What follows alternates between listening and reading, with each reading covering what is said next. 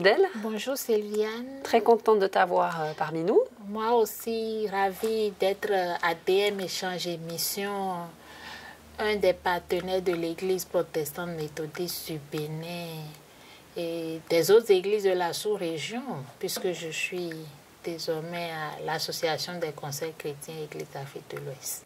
Mais ce n'est pas dans ce cadre-là que tu es en Suisse, tu es venue dans le cadre d'une Bible des femmes. Oui, c'est vrai, je suis là dans le cadre du lancement d'une Bible des femmes, une Bible des femmes écrite par 21 femmes théologiennes, chercheurs en théologie de l'Afrique, de l'Europe et de l'Amérique.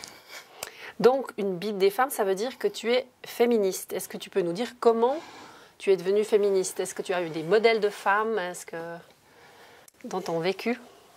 Oui, une Bible des femmes, vraiment, montre ma sensibilité féministe et je me réclame féministe. Mais est-ce que dans mon enfance, j'ai eu de modèles de femmes féministes? Je dirais oui et non. Oui, parce que ma mère est une brave femme. Et après avoir fait les études féministes, je vois que c'est une féministe qui s'ignorait comme moi-même depuis mon enfance. Est-ce que le féminisme, c'est pas un peu pour toi quelque chose que les Blanches ont mis en avant dans une société après les années 68? C'est vrai que le mouvement même a commencé, disons d'abord aux États-Unis et puis en Europe dans les années 60, mais le féminisme est au-delà de la théorie et du mouvement même. C'est un fait, c'est un vécu. Et là, pour moi, le féminisme, c'est tout engagement pour la promotion, l'épanouissement de la femme, à pouvoir dire le jeu aux côtés de l'homme dans le développement de la société. Est-ce que pour toi, l'évangile est un facteur de promotion des femmes ou au contraire? L'évangile tel que c'est dans la Bible, pas tel qu'interprété par les hommes et surtout avec les hommes, l'évangile œuvre parfaitement pour la promotion et la libération de la femme de tout ce qui l'aliène et l'avilisse. Donc l'évangile, pour ma part, est un instrument que le féminisme utilise pour pouvoir amener les femmes à comprendre qu'elles sont appelées à la libération et à une coopération, une collaboration de vision d'activité avec les hommes.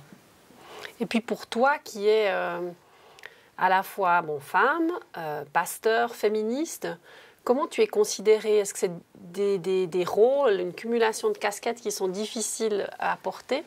Oui, c'est des casquettes difficiles à porter, mais en même temps faciles. Facile pour moi parce que le ministère pastoral pour moi est une passion. Et je n'avais jamais vu une femme pasteur, ni physiquement, ni virtuellement à la télé ou non, avant de décider de proclamer haut et fort que je serai pasteur à l'âge de 12 ans. Et je n'ai pas eu d'obstacle autre à faire mon entrée à l'école de théologie ou de la promotion des 20 qui étaient sortis. J'étais la seule femme du groupe. Et donc, ça, féministe, pasteur, c'est vrai qu'il y a quelques obstacles, quelques incompréhensions. Parce qu'on me dit souvent, Fidèle, mais tu es pasteur, tu es appelé à être neutre et aussi surtout à amener les femmes à la soumission. Et pourquoi c'est toi qui maintenant révolte les femmes? Et je dis non, je ne révolte pas les femmes. J'amène les femmes à comprendre qu'elles sont créées à l'image de Dieu, tout comme l'homme, qu'elles ont reçu la charge et la mission en même temps que l'homme, et qu'elles ont reçu la même bénédiction que l'homme pour la gestion de la création. Donc, elles sont avec l'homme des co-gestionnaires de la création et non des personnes à subir ce que les autres décident pour elles. Et donc, je ne suis pas contre les hommes, je ne suis pas contre l'institution Église, mais je suis contre tout système qui refuse à la femme d'être vue comme image de Dieu, appelée au salut au même titre que l'homme. Merci beaucoup. Merci beaucoup, Bonne Sylviane. Et que vive DM, la mission et l'évangile. Merci beaucoup. Merci à vous.